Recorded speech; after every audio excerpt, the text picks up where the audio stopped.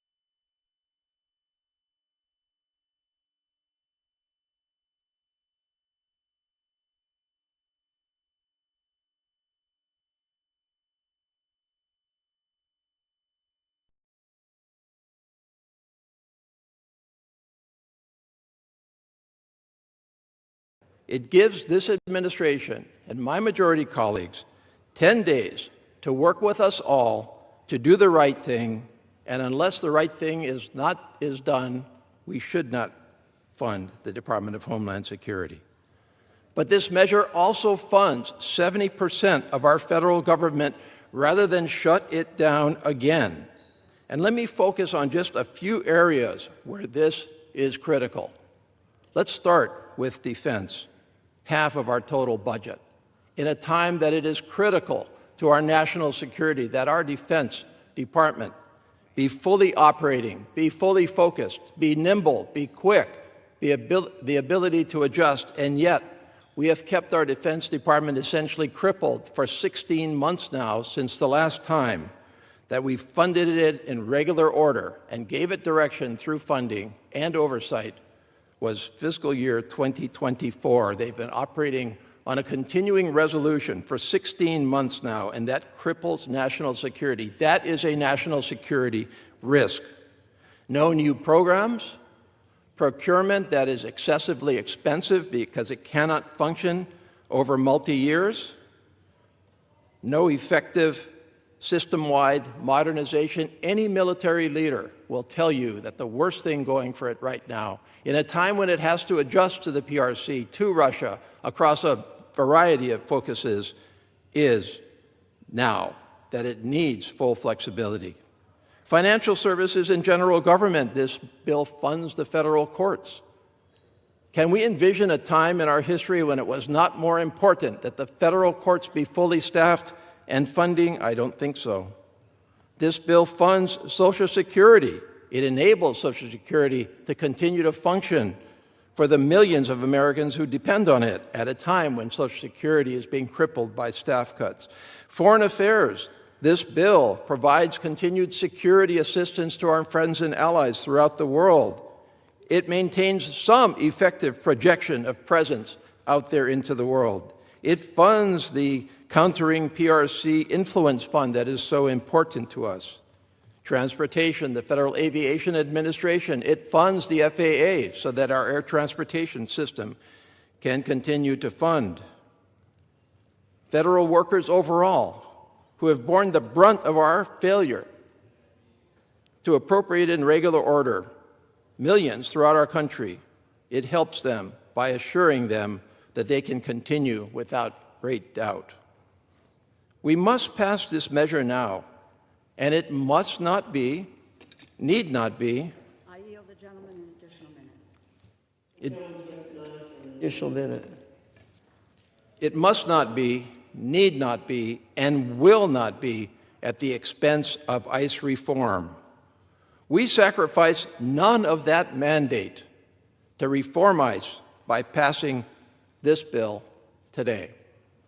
I would finally say to our Department of Homeland Security employees out there who have served us so well through so much difficulty, to the Federal Emergency Management Agency, Homeland Security Investigations, Customs and Border Protection, Transportation Security Administration, you do critical work for us.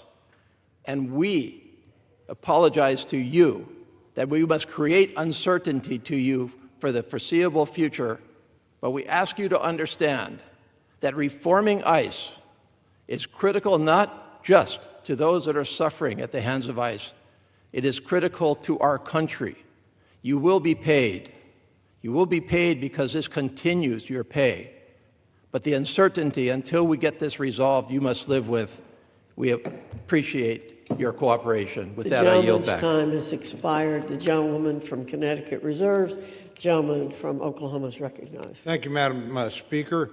Madam Speaker, I yield 3 minutes to my very good friend, my classmate, the co-chairman of the full committee and the chairman of the subcommittee on national security and related programs, distinguished gentleman from Florida, Mr. Diaz-Balart.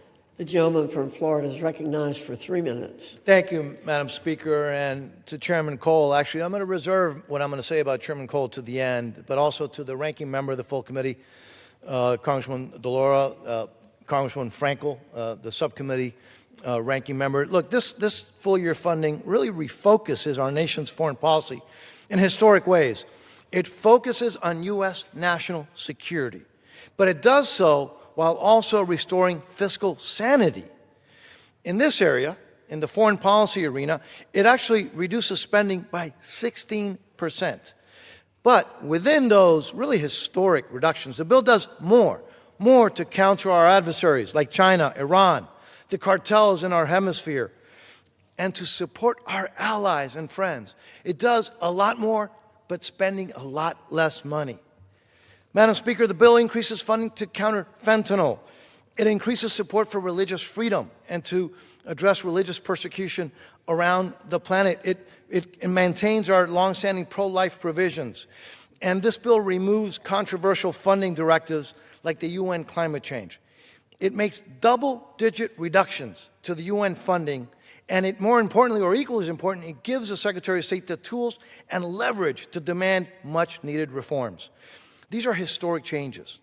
And this approach, again, protects American taxpayer, but also the national security interests of the United States.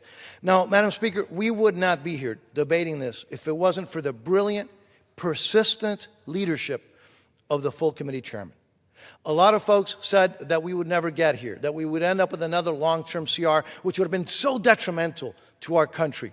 But I will tell you, it was Tom Cole, yes, with his partners, but Tom Cole who brought us this far, who are going to actually get these bills passed, send them to the President for his signature. Mr. Chairman, we owe you, the country owes you, a debt of gratitude. Thank you, sir.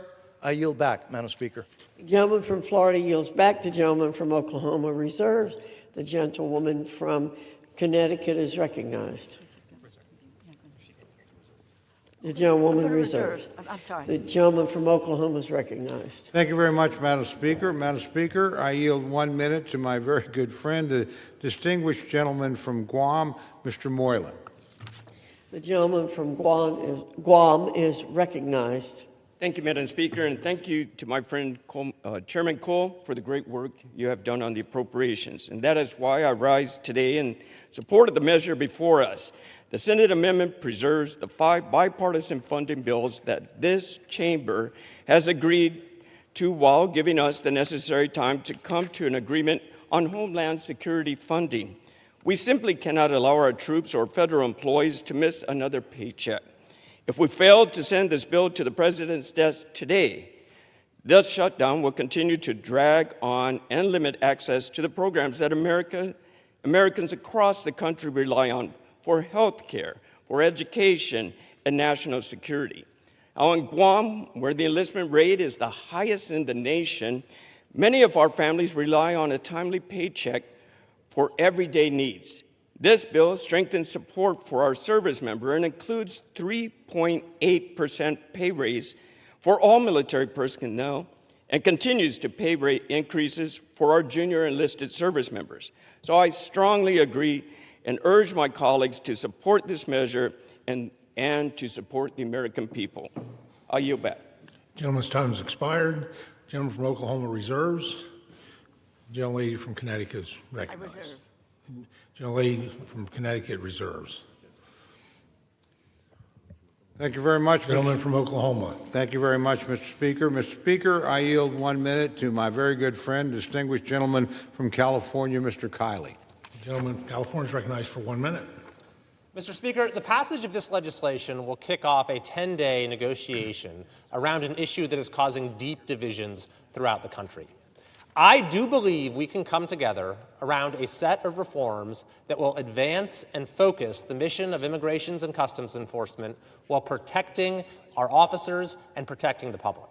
But such reforms must go hand in hand with a commitment to stop jurisdictions like Minnesota and California from releasing dangerous, wanted individuals as some sort of act of defiance, thereby forcing immigration authorities to go into communities rather than have an orderly transfer in a custodial setting. I want to read a quote on this topic. It reads as follows: "I do not consider it in the service of public safety to release an individual into the community when that individual can be released to Immigration and Customs Enforcement for prompt removal."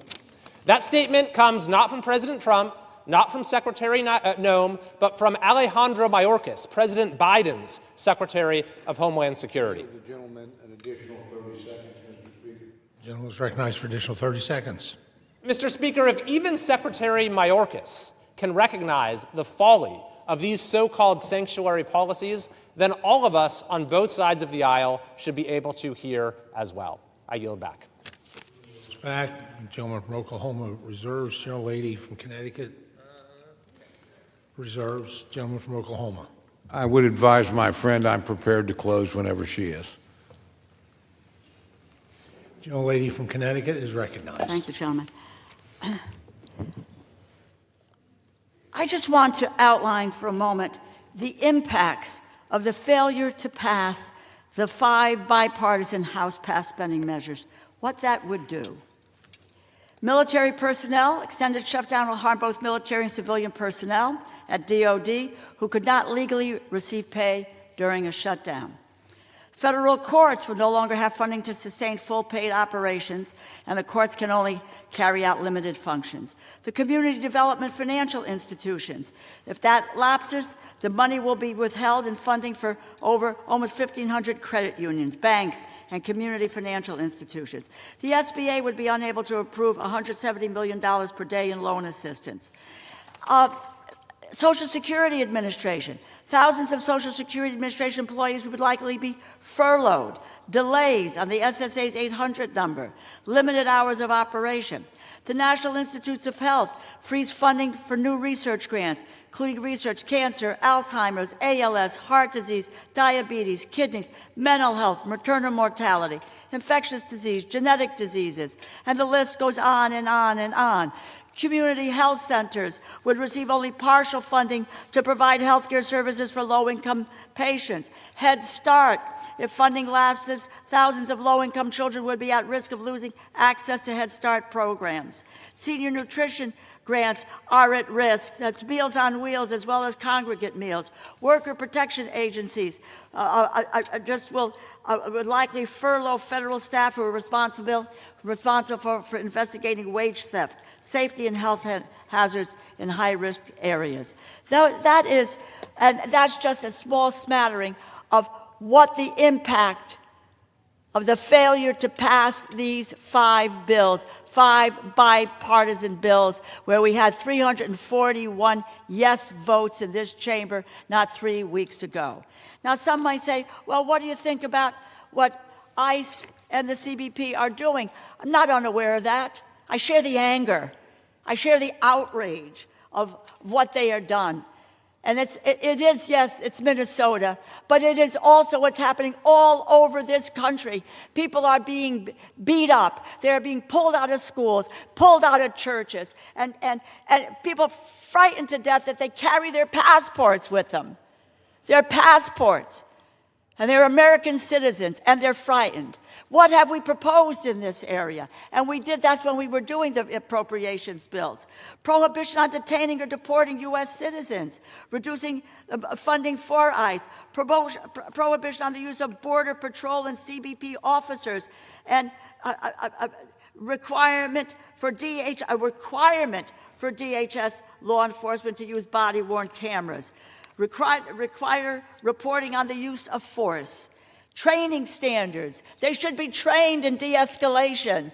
And that's what ought to be happening in this, instead of fomenting escalation. Requiring ICE warrants. And there are other things. And I might add, just so that the people on the committee here understand, in June of 2025, the House Appropriations Committee advanced the FY 2026 Department of Homeland Security Appropriations Bill. It included bipartisan reforms and safeguards designed to protect U.S. citizens and vulnerable communities. However, when the bill was renegotiated in January 2026, these critical reforms were removed, but Democrats and Republicans voted for these reforms, and they must do it again. And the list goes on. No funds if DHS violates the First Amendment, the Fourth Amendment, the Fifth Amendment. No funds for detaining again and deporting U.S. citizens. No prohibition on video recording for ICE. This was all passed in an appropriations committee and then stripped out. the fact of the matter is, look, we need to focus like a laser in these 10 days, 6 legislative days on DHS. Let's not have to focus on 5 agencies where there is agreement on what we do. And there is agreement on our side of the aisle. Despite what the press may report, there is no single Democrat in this body who believes what ICE and the CBP are doing is acceptable. And I cannot believe that a number of my Republican colleagues feel the same way. Let us focus in on the Department of Homeland Security. Let the public understand the nature of the fight. Quite honestly, let my Republican colleagues, let the administration defend the Department of Homeland Security and its lawlessness and recklessness when the majority of this country is seeing what they are doing. We all want the same thing. We want to keep our constituents safe. We want to stop the violence in the streets. We want to end chaos in our communities. And that these out-of-control agencies have created. The simple truth is we have a better chance of imposing real constraints on ICE and the CBP if this bill passes than if it fails. We have a better chance at securing justice. Justice for Renee Good and Alex Pretty and all of those people all over this country who have been harassed, who have been beaten, who've been taken out of their homes, 5-year-old children being detained. That's a reality. Nobody wants that. But we have a better chance of justice for these folks if this bill passes rather than if it fails. We have a better chance of putting an end to what has become a season of terror if this bill passes than if it fails. I'm asking my colleagues, understand the moment, meet the moment. We have an opportunity over these next several days to lay out the arguments against what the Department of Homeland Security and its leadership and what this administration has wrought on the American people. We serve in this body to be responsive to the American people. They are clamoring and they are crying out for help. We can help them with passing 5 bills that meet their needs. And we can help them by gaining control and focusing our ire and our anger over an agency that is run, in my view, by incompetence, by lies, and by terror.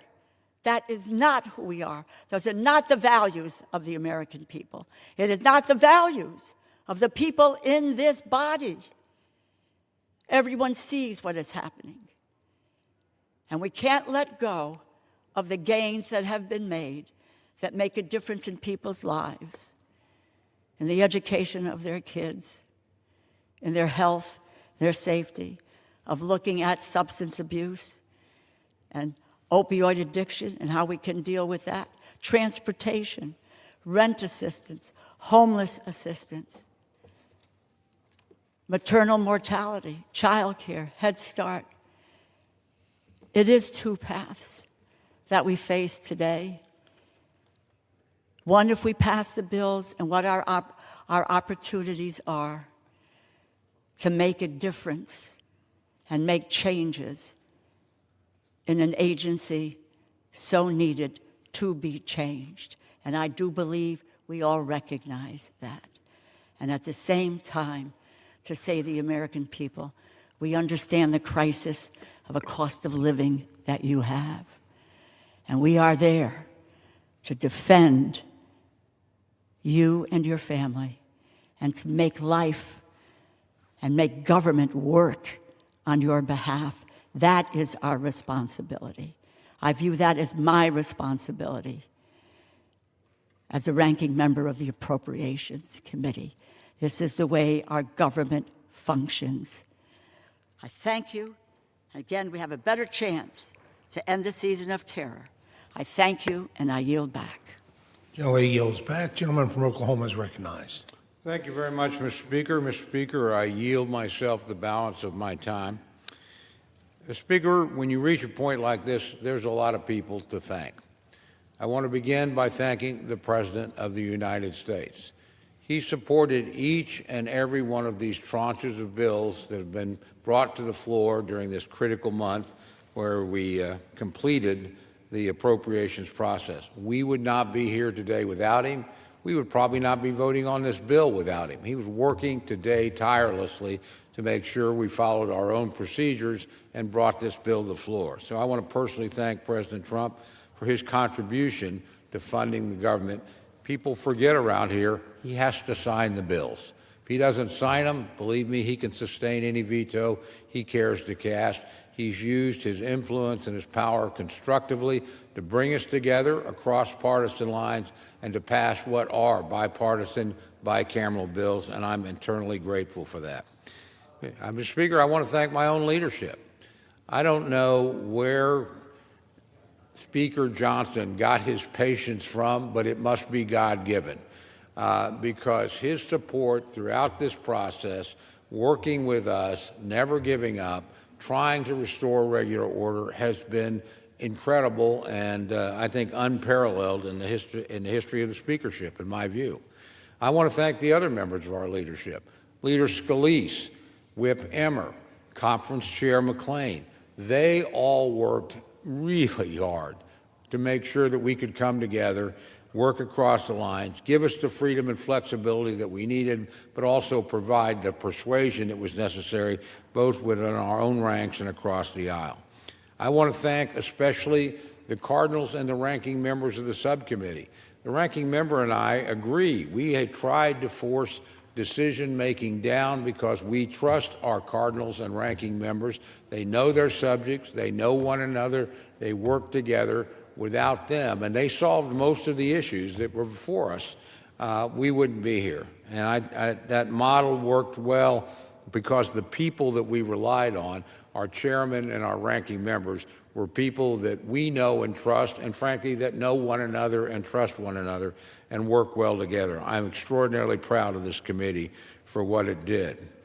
I also particularly want to thank my friend, the ranking member, across the aisle. Now, we don't always agree. As a matter of fact, once our mutual friend and former colleague, Ambassador Rahm Emanuel, called us the odd couple. That may be true. We don't usually start in the same place. But we are here today able to fund the government, 76% of the government of the United States, because of the ranking member and because of her leadership and her hard work to find common ground. I admire her tremendously as a person. I appreciate her as a working partner. We also had working partners in the United States Senate. We didn't have Chairman Collins. We didn't have Ranking Member Patty Murray. We wouldn't be here either. Again, this is not just a bipartisan or a House agreement. This is a bicameral agreement, and those institutional lines are sometimes more difficult than the partisan lines to negotiate. We managed to do that. I'm proud of each and every one of my ranking partners, but particularly the ranking member of my committee, the Appropriations Committee in the House. So we've had a lot of folks that have worked hard, and we may have some disagreements in the coming days. Probably will. I'd be surprised if we don't. But I know if we work hard, we can work through them and get to a successful conclusion. My friend, for instance, mentioned body cameras. I couldn't agree more. It was something we added in the bill, but it was something she advocated for and championed. We agree on the need for additional training. There's lots we can find in common as we try to work through this, and I hope we're able to do that. But the important thing today, Mr. Speaker, is to finish the task. To take these bills, which represent the vast majority of things where we have found common ground, an agreement in a process of give and take and good faith efforts and compromise and debate, and make sure that they pass and reach the president's desk so we do not put American federal workers and American soldiers and American public servants out of work. We let them do their job on behalf of the American people. So with that, Mr. Speaker, I want to urge all my colleagues on both sides of the aisle to support what is genuinely a bicameral and bipartisan product, and one that the President has signed and urged, or will sign, and has urged us to pass. And with that, Mr. Speaker, again, I urge passage of this legislation, and I yield back the balance of my time. All time for debate has expired. Pursuant to House Resolution 1032, the previous question is ordered. The question is on the motion by the gentleman from Oklahoma, Mr. Cole. All those in favor say aye. Those opposed, no. The ayes have it. The motion is agreed to, and without objection, the motion to reconsider is laid on the table. Lady from Speaker, I Connecticut. requested yeas and nays. Yeas and nays. The yeas and nays are requested. Those favoring a vote by the yeas and nays will rise. A sufficient number having risen, the yeas and nays are ordered. Members will record their votes by electronic device. This will be a 15-minute vote.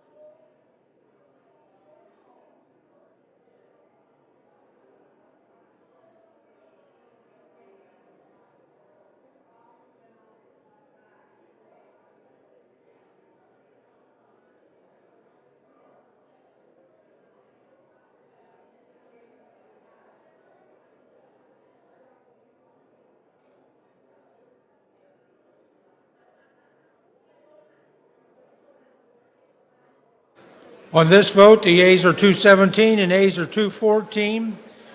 Without objection, the motion is adopted. Without objection, the motion to reconsider is laid on the table.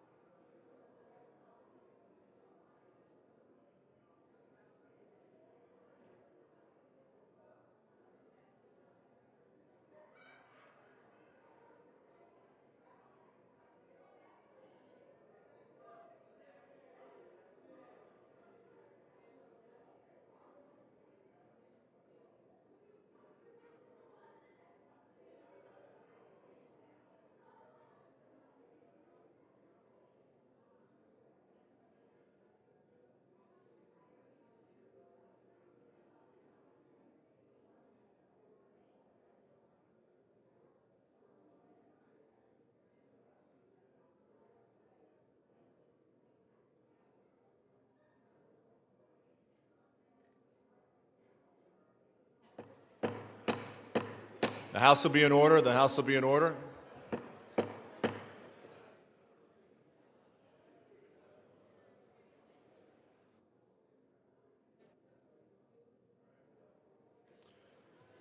For what purpose does the gentleman from Nebraska seek recognition?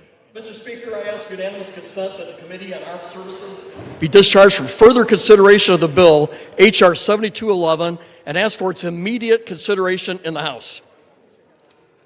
The clerk will report the title of the bill. H.R. 7211, a bill to authorize the President to award the Medal of Honor to John W. Ripley for acts of valor during the Vietnam War and for other purposes.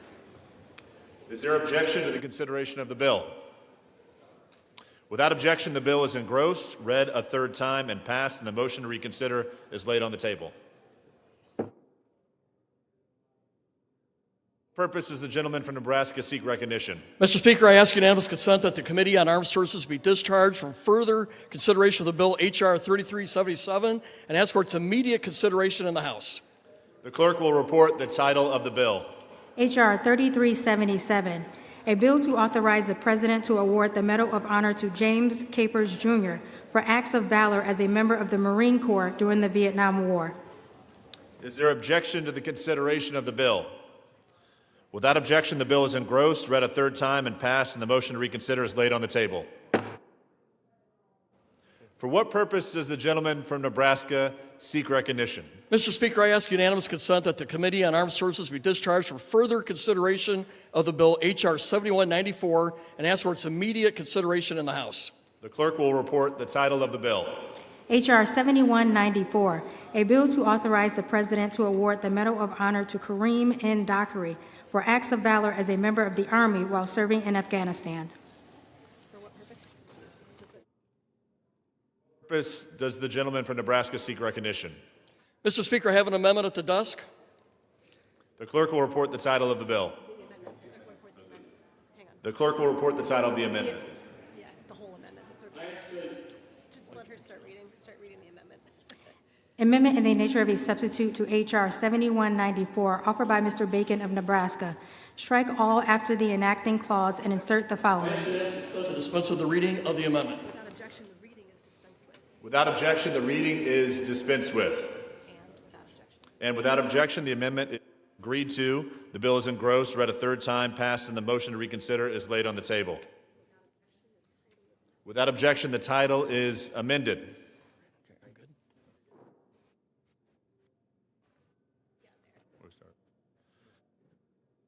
Now entertain requests for 1-minute speeches. For what purpose does the gentleman from Pennsylvania seek recognition?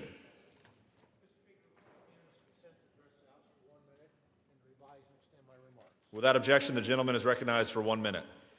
Thank you, Mr. Speaker. I rise today to recognize the Susquehanna Regional Emergency Medical Service, which recently received the 2025 Dick Furno Career EMS Service of the Year Award. This is one of the top national awards in emergency medical services and highlights organizations that exemplify outstanding care, innovation, and commitment to the people that they serve.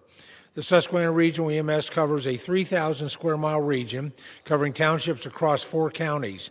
Their EMS has a team of over 170 EMTs and responds to over 20,000 calls annually. Susquehanna Regional EMS is dedicated to serving the community and has worked to ensure patients beyond the hospital are protected. The center has donated over 100 AEDs to various counties and has helped train residents in critical life-saving skills.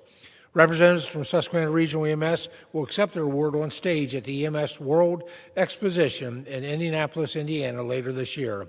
Mr. Speaker, I'm grateful for the care Susquehanna Regional EMS provides for the community and for all the workers who are committed to serving others. Thank you, Mr. Speaker, and I yield back the balance of my time. Gentleman yields. For what purpose does the gentleman from California seek recognition? For 1 minute and to revise and extend my remarks. Without objection, the gentleman is recognized for 1 minute. Donald Trump promised he would cut prices, but instead, his administration is killing people. No Democrat should vote to give ICE another penny for public executions. ICE started by chasing people through the fields and factories where they work, then deporting U.S. kids with stage 4 cancer, then pulling women by their hair down the street, and now just murdering citizens in daylight? We have an unqualified, masked militia eager to escalate. One lady I met recently in San Jose asked me, "We've only been through 1 year of this. How will we survive 4? We won't. Not until we do the right thing. No other policy matters if we can't protect our people." So today, let's send a message. That's why I voted to shut down their funding, so we never again see the murder of a nurse named Preddy or a mom named Good. I yield back. Members are reminded to observe proper decorum in the House. For what purpose does the gentlewoman from Minnesota seek recognition? Without objection, the gentlewoman is recognized for 1 minute. Mr. Speaker, today I voted not to continue funding for Homeland Security without real oversight and constraints on ICE and Border Patrol. Minnesotans are being racially profiled on a mass scale, assaulted on their streets, and kidnapped from their homes.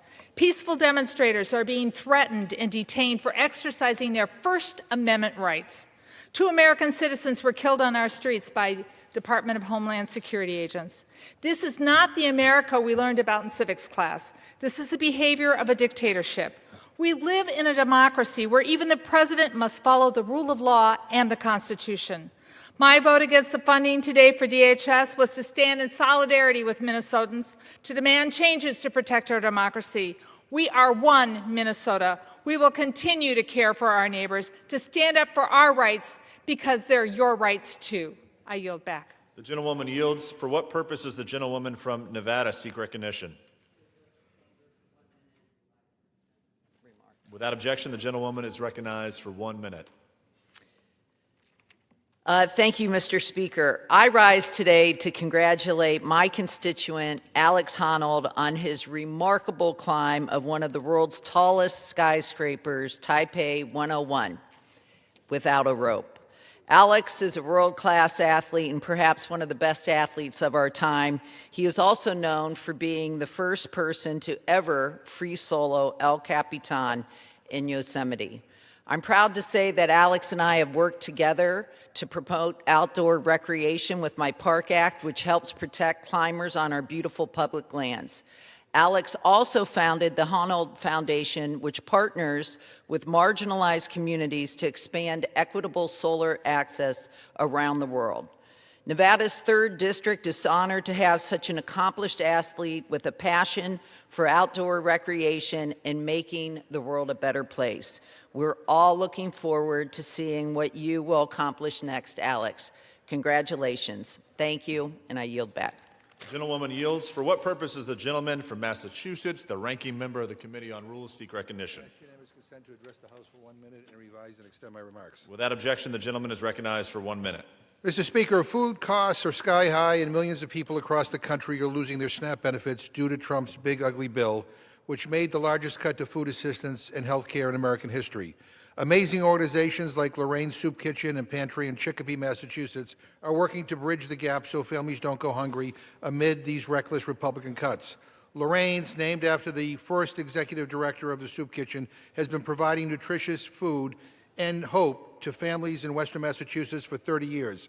Under the incredible leadership of Kim Casey, Lorraine serves hot meals and provides nutritious pantry staples and produce to hungry families. As part of my statewide End Hunger Now tour, I visited the pantry last week with my friend Richie Neal, ranking member of the Ways and Means Committee. We learned about an increase in need due to Republican cuts and talked directly with pantry workers and people experiencing hunger. As Congress prepares to consider the next farm bill, we must repeal the SNAP cuts enacted as part of the big ugly bill and fully restore food assistance programs as we work to end hunger now. I yield back. Gentleman yields. For what purpose does the gentleman from New York seek recognition?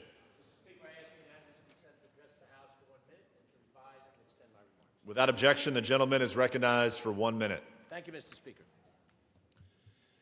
Mr. Speaker, during the government shutdown last fall, OMB Director Russell Vought announced that the Trump administration would be pausing billions of dollars in funding for the Hudson River Gateway Tunnel project. This critical project creates a much-needed passenger rail tunnel under the Hudson River, supplementing existing tunnels that were built over 100 years ago and will deliver thousands of commuters in and out of New York every day in the busiest Amtrak corridor in the United States. For several months, the White House has held these funds captive over misleading claims that the project's contracting policies violate administration policies on diversity, equity, and inclusion. Last week, the Gateway Development Commission announced that construction will have to cease if President Trump does not swiftly restore the project's funding.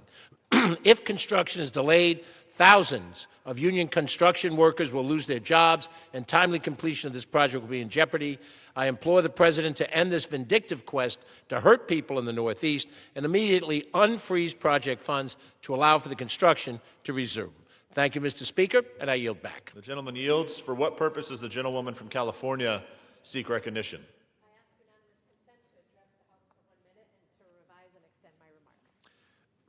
Without objection, the gentlewoman is recognized for 1 minute. Mr. Speaker, the San Fernando Valley mourns the loss of Stephen Boatsford. Steve passed away on January 11th at the age of 75 after living a life filled with love, generosity, and impact. Steve was a successful businessman and philanthropist who supported small businesses across the country, including in Los Angeles. He deeply understood the importance of making sure communities have what they needed to thrive, which is why he set up a scholarship fund that allowed first-generation students across the San Fernando Valley to attend college. Steve's legacy lives on through the first-generation students who benefited from his scholarships and the dreams that were made possible through his support. I send my condolences to his wife, Kathleen, his children, Alexandra, Stephen Jr., and Victoria. I now ask for a moment of silence in honor of Steve.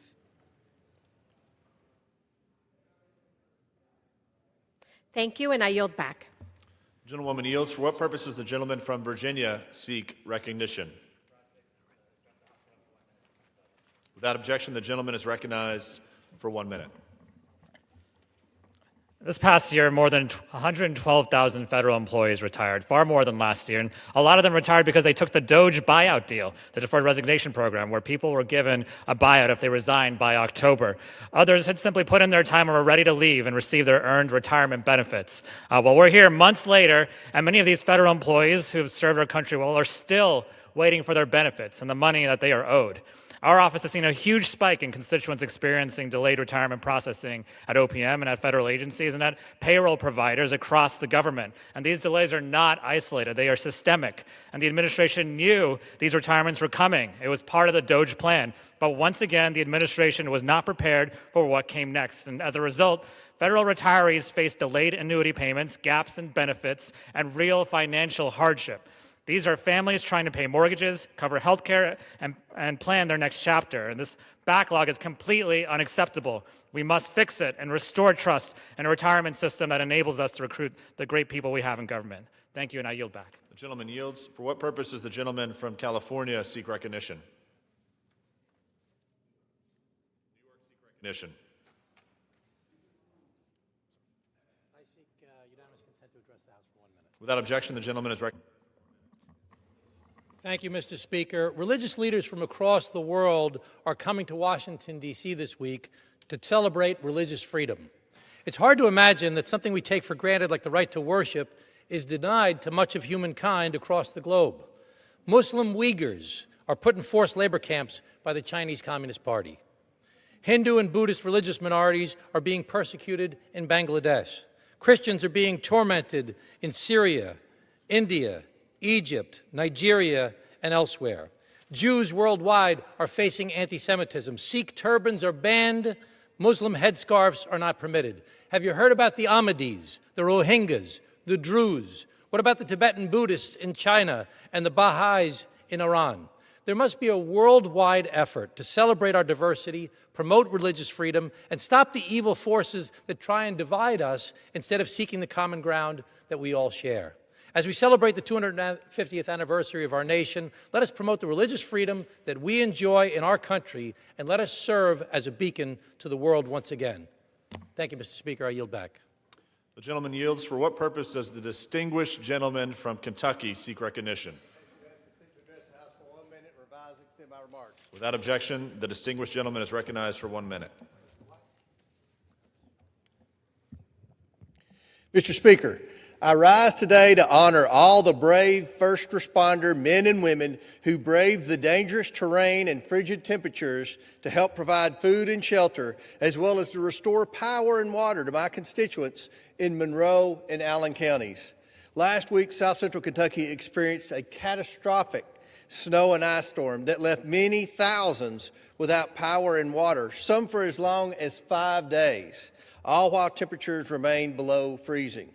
I especially want to recognize the workers at Tri-County Electric Membership Corporation, Cooperative, who worked all day and night, often during temperatures in the single digits, to restore power, which was lost from the hundreds of power lines that completely broke from the freezing rain. These workers, along with our water utilities, law enforcement, and volunteer fire departments, deserve a huge thanks for stepping up and delivering in our time of need. I yield back. The gentleman yields. For what purpose does the gentleman from New York seek recognition? I apologize. For what purpose does the gentleman from Texas seek recognition? Without objection, the gentleman is recognized. And still I rise, Mr. Speaker, in mourning for the lives that have been lost at the hands and the color of law. Mr. Speaker, Mr. Pettit and Ms. Good should not have lost their lives as they did. And yes, I stand for impeachment of Ms. Noem, the secretary, but that's not enough. I believe that under these circumstances, more is required than a simple impeachment. I think it's a good thing to do, and I support it. But there is some question of criminality involved with this. And in such cases of criminality, we must do more than impeach. We must convict. She should do time. It is time for us to send a message to others that you cannot cover up and you cannot condone this kind of behavior when you hold public trust. I rise, and I stand where I stand. Gentleman yields. The chair lays before the House an enrolled bill. 148, an act making further consolidated appropriations for the fiscal year ending September 30th, 2026, and for the purposes.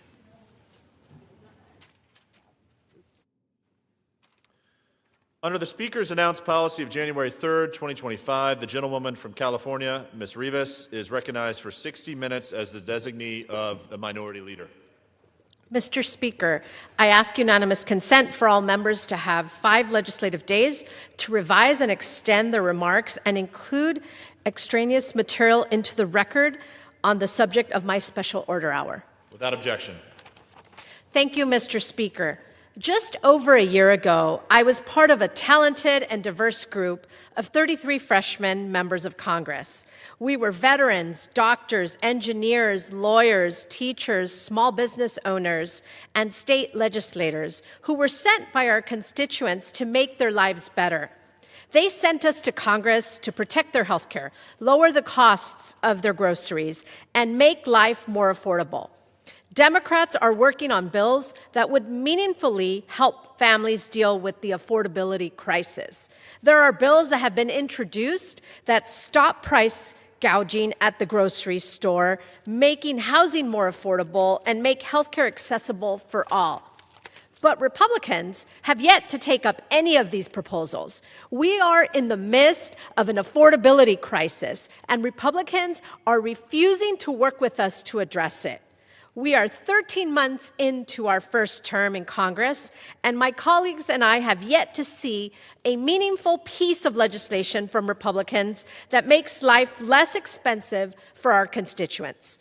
Over the past year, Republicans chose to rename the Gulf of Mexico, redefine what a showerhead is, rename the Kennedy Center, look into annexing Greenland, regulate fridges and gas stoves, and perhaps the most egregious one is to make the largest cuts to healthcare in our country's history in order to give billionaires more tax breaks. The fact that Trump and Republicans are prioritizing these bills over lowering the cost of living is insulting to our constituents. I fail to see how renaming the Gulf of Mexico, redefining the definition of a showerhead, or annexing Greenland will help families in our districts afford groceries or pay their rent. Because of Donald Trump and Republicans' policies, families across the country paid an average of over $1,600 more due in everyday expenses. Californians are paying over $2,300. However, you know who is benefiting from the Trump administration? Billionaires. With the big ugly bill, Trump and Republicans have implemented the largest cuts to health care in the history of our country and worsened the affordability crisis just to line the pockets of their billionaire donors. The big ugly bill is also the largest cut to food assistance in American history. The bill cut SNAP benefits by 20% for all participants, or roughly $200 billion, jeopardizing SNAP benefits for more than 40 million people, including 16 million children and 8 million seniors who rely on this for nutritional assistance. Republicans turned their backs on making life affordable for our most vulnerable in order to help billionaires afford another yacht. My House Democratic Caucus freshman colleagues and I are focused on making life better for the American people and driving down grocery prices, utility bills, rent and mortgage payments, and child care and elder care costs so that hardworking people can breathe easier. To help working families, especially multi-generational households, deal with the rising costs of living, I'm introducing the Multi-Generational Family Tax Credit Act. My bill gives multi-generational families a tax credit for expenses that they incur when they upgrade their houses to make them more accessible for their aging parents who live with them. This includes upgrades like grab rails in the shower, an additional bathroom or bedroom, or even a go up and down stairs. This tax credit will help multi-generational families afford to make the upgrades necessary for seniors to age gracefully in one place. Tonight, we will hear from some of the freshmen of the Democratic Caucus and the work that they are doing to make life more affordable for their constituents. I now yield 4 minutes to my colleague and friend from the great state of California, Congressman George Whitesides.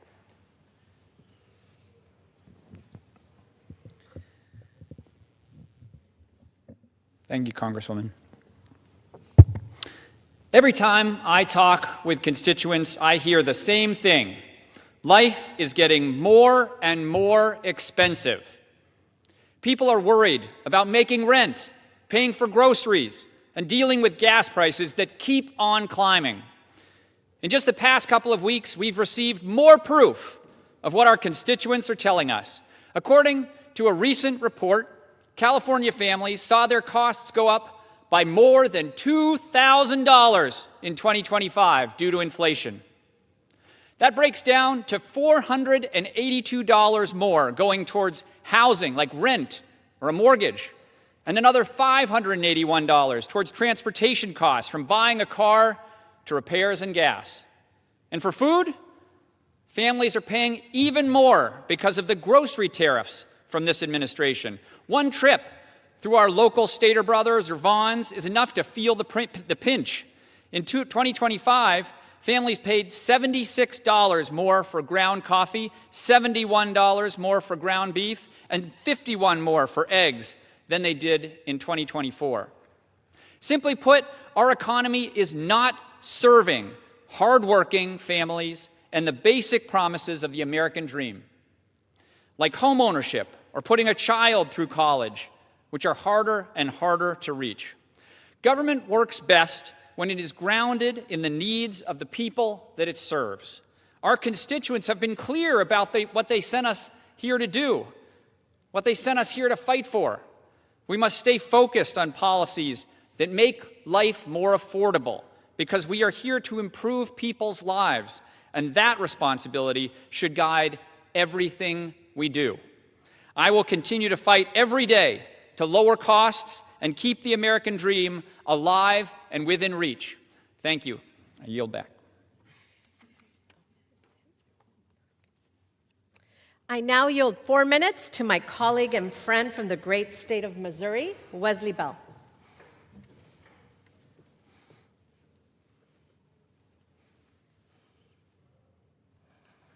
I rise today because working people in St. Louis and across this country are getting squeezed from every direction. Groceries cost more, rent costs more, childcare costs more, healthcare costs more. And for too many families, every month feels like a math problem they can't solve. For generations, the American dream meant that if you worked hard, you could build a stable life, you could afford a home, you could raise a family, you could retire with dignity. Today, that dream feels farther away for millions of people, not because they stopped believing in it, but because it's becoming impossibly unaffordable. Affordability is not just an economic issue, it's a trust issue. People don't just feel broke, they feel shut out. Under President Trump, influence isn't just whispered behind closed doors, it's put up for sale. Money flows in and policy flows out. That's not normal, that's not acceptable. In this administration, access is bought instead of earned. If you're a billionaire or a special interest, you get a seat at the table. If you're a nurse, a warehouse worker, or a parent juggling 2 jobs, you're out of luck. That's how we end up with policies like tariffs that raise costs for Missouri families by $600 a year. It's how we end up with an economy that works great for the people at the top and barely works for everyone else. And when President Trump talks about a great economy, it's clear he's talking about an economy he's never had to live in. One where you don't worry about grocery bills, prescription costs, or child care because those concerns have never touched his life and they don't guide his decisions. When decisions are driven by money instead of the public interest, the result is higher costs, weaker protections, and a growing sense that the American dream is slipping out of reach. It doesn't have to be this way. We can build an economy where the American dream is affordable again, where housing is within reach, healthcare is accessible, and childcare doesn't bankrupt you. We can stop giving billionaires yet another tax break and start giving working families some breathing room.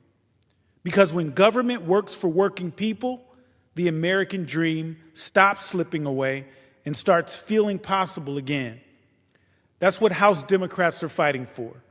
Not an economy built around pay-to-play politics or shady closed-door deals, but one built around dignity, fairness, and that simple idea that the American dream should be within reach for everyone, not just the well-connected. I yield back. I now yield 4 minutes to my colleague and friend from the great state of New York, Congressman John Mannion. Thank you, Representative Rivas, on your leadership on affordability and giving me the opportunity to speak today. Across central New York and the Mohawk Valley, people are worried, and they have every reason to be. Grocery prices are going up, healthcare costs are rising, energy bills are spiking, and too many families feel like they're being asked to absorb the hit while Washington does nothing to make their lives better or more affordable. On healthcare, the threat is real and urgent. Just this week, I met with leadership and toured Oneida Health, a rural hospital in my district that's been there for over 100 years. They're feeling the largest healthcare cuts in the history of the country that were passed in the big ugly bill. And they know firsthand that the deeply inadequate rural health care fund comes nowhere near making up for the lost revenue that happened in that bill. You cannot cut nearly $1 trillion from Medicaid and decimate the foundation of our healthcare system, cutting at the knees our rural hospitals, and pretend that a one-time Band-Aid of $50 billion will hold the system together. Many of my Republican colleagues continue to tout their votes in support of the largest health care cuts in our history while letting critical subsidies expire. We should be doing the opposite. There is bipartisan support to extend the ACA premium tax credits. We should be working together to prevent premium spikes and make sure seniors and working families aren't forced to choose between prescription drugs, groceries, and keeping the heat on. Healthcare should provide peace of mind, not financial anxiety. Because when essential services are gutted, community health centers and rural hospitals face shortfalls, and people are forced to drop coverage. It impacts everyone through higher premiums, and all of us will be paying more and are paying more to get less. The House has wisely voted to extend the subsidies, and the Senate needs to do the same. The same affordability crisis is playing out with energy costs. I hear it every day from families and small businesses who simply cannot afford another rate hike. That's why I helped found the Congressional Lowering Utility Bills Caucus, to push real practical solutions that put consumers first. Upstate New York knows extreme weather, long winters, hot summers, but weather alone doesn't explain why utility bills have become unmanageable. Families in my district are projected to pay hundreds more each year, even when usage stays the same. I've heard from constituents whose bills jumped hundreds of dollars and more in just a matter of months. That's not sustainable, and it's not acceptable. Part of the problem is growing demand from energy-intensive data centers. Regular Americans should not be forced to subsidize massive corporate energy use. Another part of the problem is this administration's decisions that undercut long-term affordability, blocking transmission, canceling low-cost energy products, some of which are green energy projects, and slowing investments that would expand supply, stabilize prices, and give consumers the options they need and demand. Republicans control the White House, Senate, and House, and it seems like big energy corporations control them. We see every day that their actions demonstrate that they're not interested in lowering the costs for hardworking Americans. The good news is that solutions do exist. We need smart investments in generation and transmission, expanded energy efficiency programs that help families use less and pay less, and a balanced approach to create more affordable energy options, including renewables and clean, reliable nuclear power. We also need accountability, including keeping utilities local and making sure profits aren't shipped overseas while families here struggle to keep the lights on. Consumer affordability, not corporate profit, has to be the priority. Paying for groceries and health care, keeping the lights on, heating your home, these are the basic expectations that should exist in the wealthiest country in the world. They should not be luxuries. This affordability crisis isn't just hitting hardworking families across central New York and the Mohawk Valley. It's squeezing our small businesses, our hospitals, and our schools. I'll keep fighting to make sure Washington treats this crisis with the urgency that it demands. Thank you, and I yield back. Thank you. I now yield 4 minutes to my colleague and friend from the great state of Maryland, Congresswoman Sarah Elfreth. Thank you so much, and Mr. Speaker, we are taking time up on the floor today because from coast to coast, I guarantee that we are all hearing the same message from our constituents. The cost of living is just too high. I feel it too, as the daughter of a single mom who made everything work because of access to affordable childcare, as a millennial with student loan debt that I'm still years away from paying off, and as a first-time homeowner who finally was able to buy a house in the district I represent after renting for over 2 decades. And this is something I believe everyone in this chamber, Republican and Democrats alike, can agree on. Congress must do more to lower the crushing costs of electric bills, groceries, prescription drugs, housing, and more. So while I'd love to take a full hour today running through what we can and should do on all of these crises, I have only just a few minutes to focus on one. And so, Mr. Speaker, from my very first conversations 9 years ago, when I first asked my neighbors to place their trust in me to represent them, to even just this weekend at the grocery store, I've heard from parents, I've heard from grandparents, I've heard from small businesses alike that the child care crisis is suppressing our economy and forcing families to make impossible decisions. It's more expensive to send one infant to daycare than it is to send an 18-year-old to the University of Maryland. And like every state, Maryland saw devastating losses in child care providers after the pandemic. We lost 15%, or 1,135 home-based child care providers. And that further pressured the market and limited options for families. But I come to this floor with good news. I'm proud to share that in our state, education and nonprofit leaders are working to find innovative solutions to help families afford childcare through scholarships and tax credits, but also, and this is crucial, to grow the supply of childcare providers and create critically needed seats. The Growing Opportunities for Family Childcare program has opened nearly 300 daycares or 2,000 childcare slots in just 3 years by providing training, coaching, and resources to individuals who happen to be almost entirely women-based businesses and opening and operating family care, childcare businesses. Now, this is a win-win-win. We create more jobs in childcare, we allow more parents to enter the workforce, and we lower the cost of care through increased supply. As a Congress, we need to work together to find common sense policies that will make it easier for our neighbors not just to get by, but to get ahead. I call on my colleagues to join me in tackling these issues head on, together through difficult conversations as we seek to do the unfashionable thing here in Washington, find common ground. Because that is the fundamental promise of our country, to be able to give our kids and the next generation a better life than we had, and we can only do that by offering real, comprehensive, innovative solutions to the affordability crisis that families across this country are experiencing. And with that, I yield back. Thank you, Ms. Elfreth. I now yield 4 minutes to my colleague and friend from the great state of Arizona, Congresswoman Adelita Grijalva. Thank you, Representative Rivas, for organizing today's special hour. Mr. Speaker, across Arizona, families are being squeezed from every direction. Groceries cost more, rent and housing costs keep climbing, people can't afford their health care.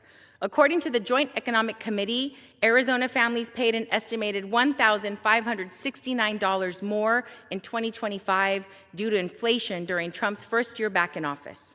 And yet, after running on lowering prices, Trump now calls this affordability crisis a hoax.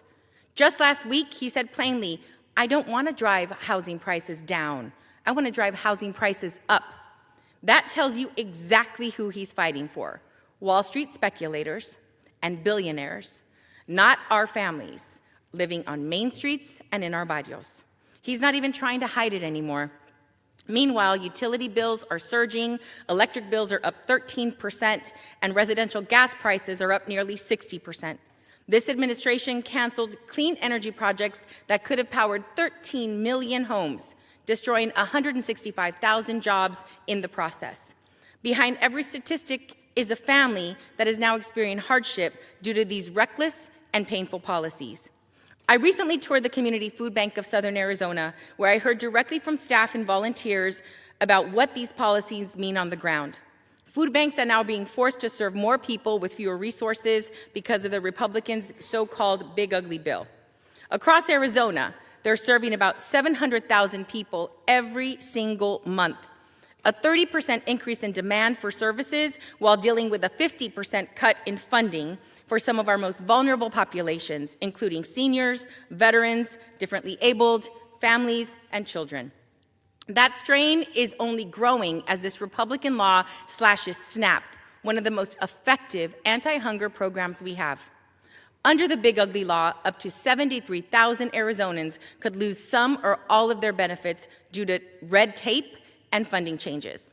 These cuts don't eliminate hunger. They push families to food banks that are already stretched thin. The burden falls hardest on women and caregivers, especially women of color who are overrepresented in low-wage and unstable jobs. Let's be clear. This is an affordability crisis Republicans are perpetuating.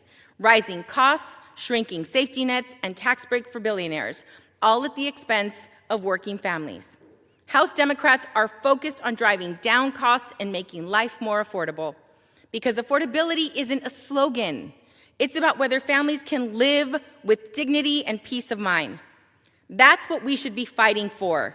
Thank you, and I yield back to Representative Rivas. Thank you.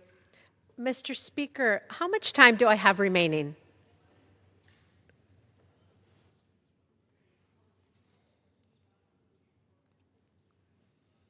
The gentlewoman has 37 minutes remaining. Thank you. Over the past year, Republicans have chosen to focus on nearly everything except addressing the affordability crisis. One of those items includes renaming the Gulf of Mexico. As a member of the House Committee on Natural Resources, I saw this bill make its way through the committee thinking that it was a joke. And I was correct to think that because the origin of renaming the Gulf of Mexico was from a joke.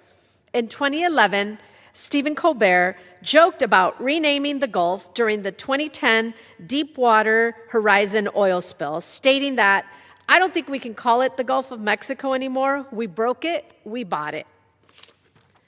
When the big ugly bill was being marked up in the Natural Resources Committee, I led an amendment that would make this unserious proposal more beneficial for working families in my district.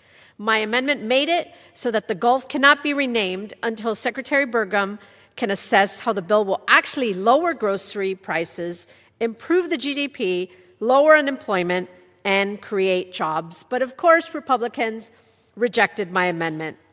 And that seems to be the pattern that we are all seeing, and that's why we're here today to share the stories on how the affordability crisis is affecting our constituents. I now yield 4 minutes to my colleague and friend from the great state of Oregon, Congresswoman Maxine Dexter. Thank you very much to my colleague from California for leading this important discussion today and for your leadership bringing this to the floor. Mr. Speaker, I rise today to talk about the affordability crisis and the reality the vast majority of American families are facing. Across Oregon, people are doing everything they are supposed to do. They are working extremely hard. They are playing by the rules, and still they are falling behind. They are living paycheck to paycheck, unable to save for a vacation, retirement, or their children's education because the cost of living has outpaced what most people earn. Rent keeps climbing. Childcare can cost more than a mortgage. Health insurance premiums, copays, and deductibles eat up paychecks before families ever get to groceries. Too many parents are lying awake at night, running the numbers, wondering which bill they can delay paying this month. A report from the Joint Economic Committee found that the average American family spent $1,625 more because of inflation than the year prior. In Oregon, families paid $1,791 more than the year before. It doesn't have to be this way. I grew up working class. I left home at 17, and with the security of a union job, I was able to be the first in my family to graduate college and then go on to medical school. It was because this country chose to invest in families like mine that I had a shot at the American dream. Well-funded public schools, safe neighborhoods, excellent transit, union jobs, accessible and affordable health care, housing and higher education. Those are the building blocks that every family in this nation deserves to count on. Today, our kids cannot count on these things. They are cynical that the American dream is even achievable. They don't believe government is trustworthy, let alone effective. That is a failure of leaders right here in this chamber. And I came here to fight to make sure my district has the opportunities that I had for a better life. It is the time that the federal government chooses working families. It is time for our government to work for for working families, to empower people with opportunity and stability, not terrorize and undermine their dreams and hard work. We must raise the federal minimum wage. We must help seniors age with dignity and independence. We must ensure healthcare and housing are affordable and readily available. We must protect our air, water, and open spaces for all to enjoy health and the joy of getting outside in our beautiful state. A better future is possible if we fight for it. I can assure you all, I came here to do just that. It is time for the federal government to stand up for working families and break up the monopolies and power circles that are holding them down. Thank you, Mr. Speaker. I yield back. Thank you. In July, Republicans voted to betray our values as a nation and turn their backs on children, working parents, veterans, and our most vulnerable. Under direct orders from the president, the Big Ugly Bill ignored the concerns of a majority of Americans to instead cater to billionaires. For over a year, Republicans have done nothing to save Medicaid, protect immigrant communities, provide food for needy families or children, or address the skyrocketing cost of living. Republicans voted to stand with billionaires and make life harder and more expensive for working families. What Republicans somehow failed to see is how the Big Ugly Bill would harm their constituents. We, as in House Democrats, all voted to save Medicaid and SNAP, protect our immigrant communities, and stand with working families across the San Fernando Valley and across the country. Like you heard from many of my freshman colleagues that participated today, Republicans are turning their back on everyday Americans. We all have constituent stories, constituents that have reached out to us to share the impact of these policies on their daily lives. Just recently, I heard from an elderly couple in my district from Valley Village who are facing serious health concerns, including chronic heart problems and cancer. He and his wife make regular visits to the oncologist and is going through multiple rounds of chemotherapy. They live on a fixed income from Social Security, and between regular visits to the doctors and the monthly increase in their rent, they're struggling to make ends meet. No one should have to make the choice of paying for their rent or a visit to the doctor that they need in order to survive. But unfortunately, these are the decisions that this administration is forcing everyday Americans to make. Republicans must work with House Democrats to bring these costs down for families in the San Fernando Valley and across the country. Mr. Speaker, how much time do I have remaining? The gentlewoman has 30 minutes remaining. The work we do in Congress should improve the lives of our constituents, not focus on vanity projects for an egomaniac or line the pockets of people who don't need it. We heard from several talented and dedicated Democratic freshmen tonight about the work that they are doing to make life more affordable for their constituents. The true test of how great we are as a country is how we treat and care for our most vulnerable. And time again, Democrats are rising to the occasion to pass this test and make life more affordable for all. By doing literally everything except for addressing the affordability crisis that they created, Republicans are failing that test. Thank you, and I yield the balance of my time.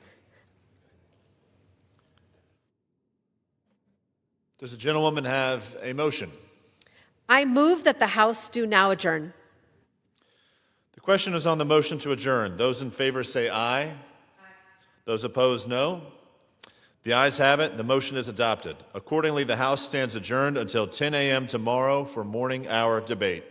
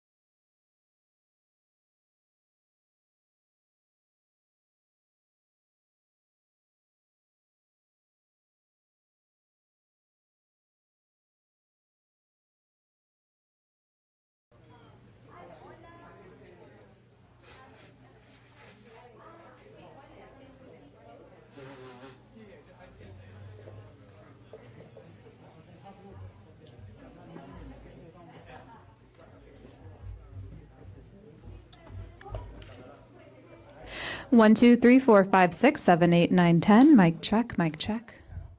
Mic check. 1, 2, 3, 4, 5.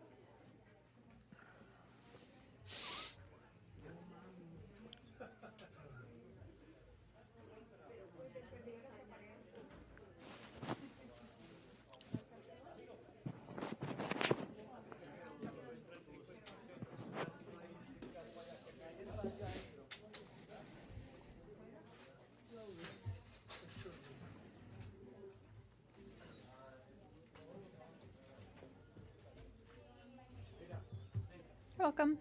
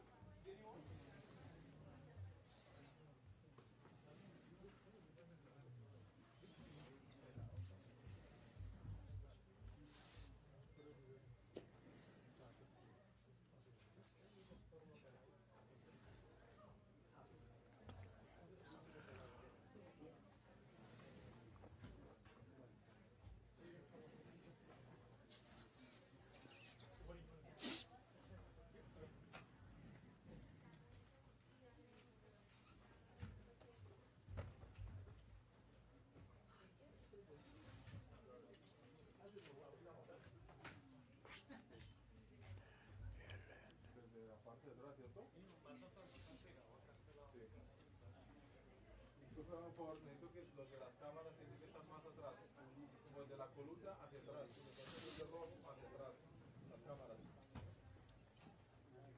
Y eso está reservado, estas dos fileras aquí están reservadas, de pronto las de las esquinas,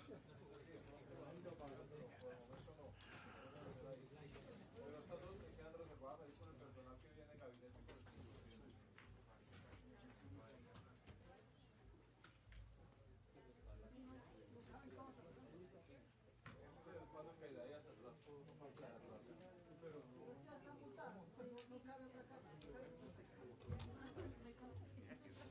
A partir de esa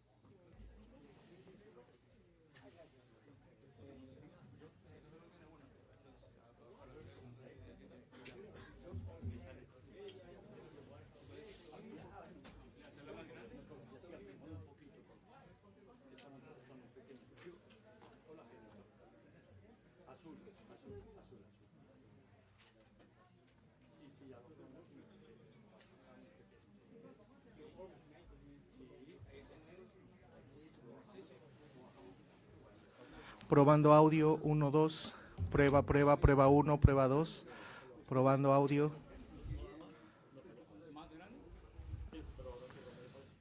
¿No? 1, 2, 3, 4. Bien, gracias. Ahí voy.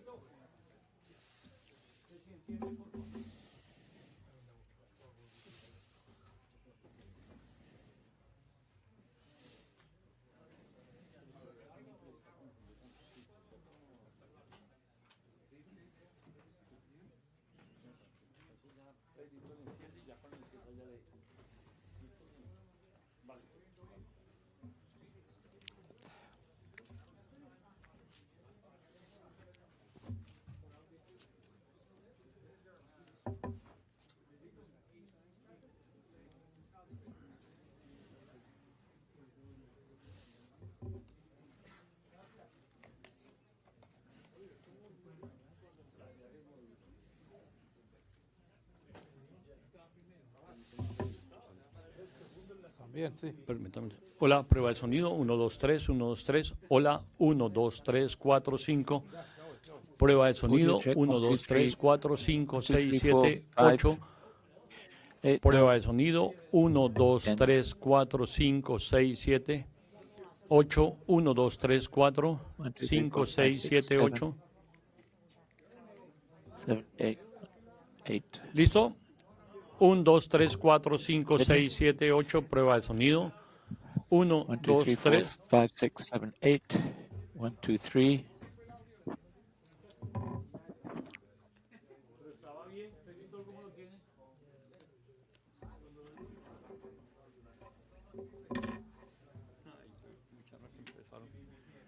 Hola, 1, 2, 3, 4, 5, 6. ¿Cómo? A lo que le metió este man. A lo que metió eso se metió.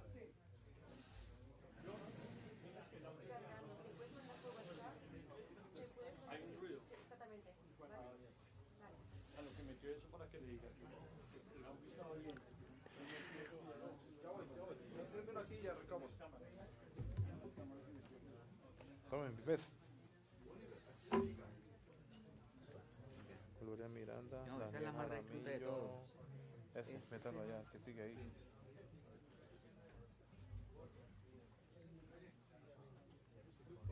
Y pongamos allá a Marcela Tobar, la de las Américas, ahí, o la mandamos para atrás, esa escucha. No, ese es el otro. No, el abogado es el que está allá con él. Pues también venía como invitado especial.